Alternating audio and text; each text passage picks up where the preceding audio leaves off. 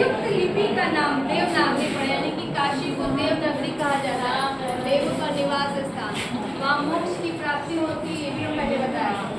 जो व्यक्ति हमारे सीधा कि भगवान भोलेनाथ का वहाँ उस जगह पे अपना आशीर्वाद है, वो बोले हैं कि जो व्यक्ति इस काशी की धरती पे मृत्यु को प्राप्त होगा वो सीधा स्वर्ग हो जाएगा, चाहे वो कोई भी व्यक्ति हो। लेकिन बहुत कर्म करके पाप करके चाहता है कि हम लाश करके चले जाए काशी, वहीं तो मेरा प्राण निकले। तो भगवान की लीला है, परम्पार।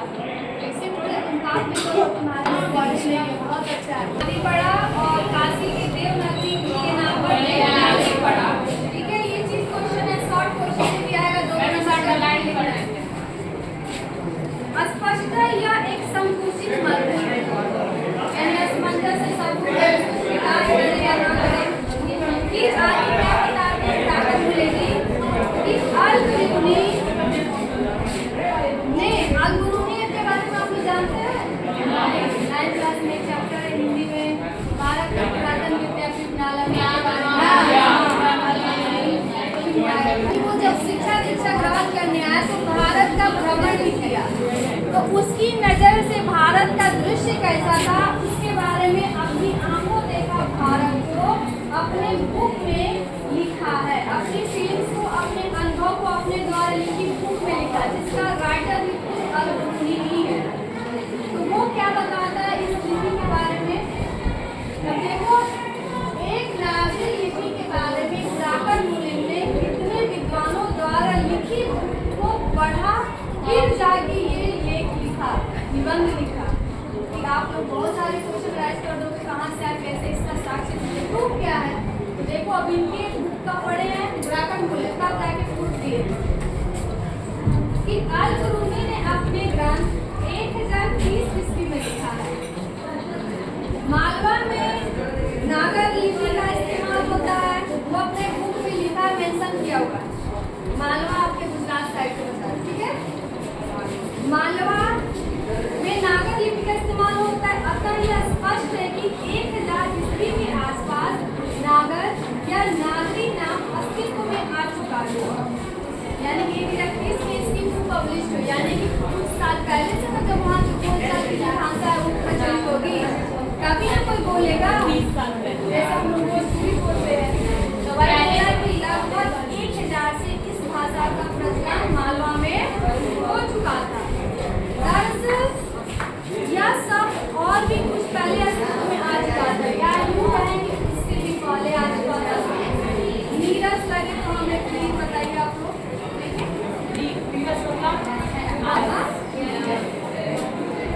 इतना निश्चित है कि यह नागरी शब्द किसी नगर अर्थात बड़े शहर से संबंधित है, बड़े शहर का नाम है।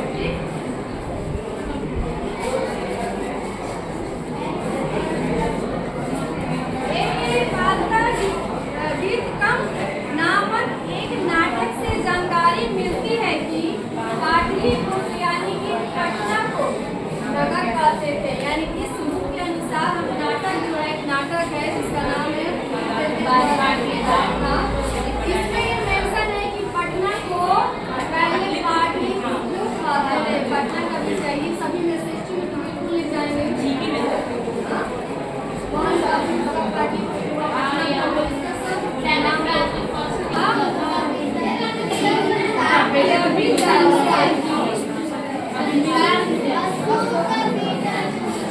स्थापत्य की उत्तर भारत की विशेष शैली को नागर शैली कहते हैं। आप पूछ सकते हो कि स्थापत्य किसे कहते हैं?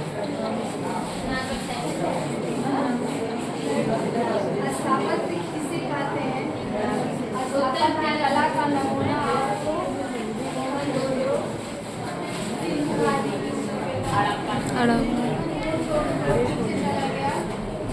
चले जाओ दिल्ली के लाल किला, ताजमहल, अंग्रेजी द्वारा निर्माण किसी भी भवन को ले लो, जो उनका कारीगरी भवन का निर्माण होता है, तो जैसे लाल किला हुआ है, उसी को स्थापत्य कला कहते हैं। कारीगरी वैसा कोई कारीगर नहीं बनाता।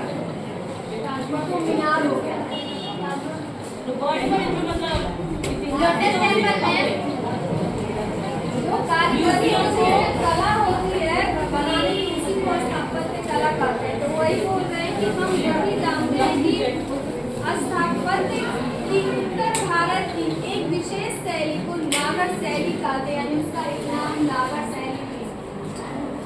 अतः नागर या नागरी शब्द उत्तर भारत में किसी बड़े नगर से संबंध रखते हैं, यानी हम एक तरफ ये भी कह सकते हैं कि किसी बड़े शहर का नाम है, इसलिए उस शहर के लक्ष्य में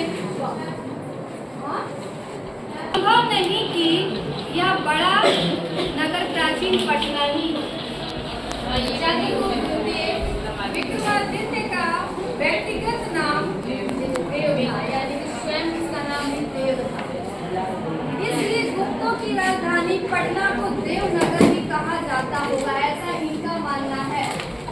बराबर होने से ऐसा हो सकता है कि उनका जन्म विक्रमादित्य का नाम जो व्यक्तिगत नाम था, हर व्यक्ति का दो नाम हो, उनका निक नेम था देव। हो सकता है उस पटना को पहले देवनगरी कहा जाता और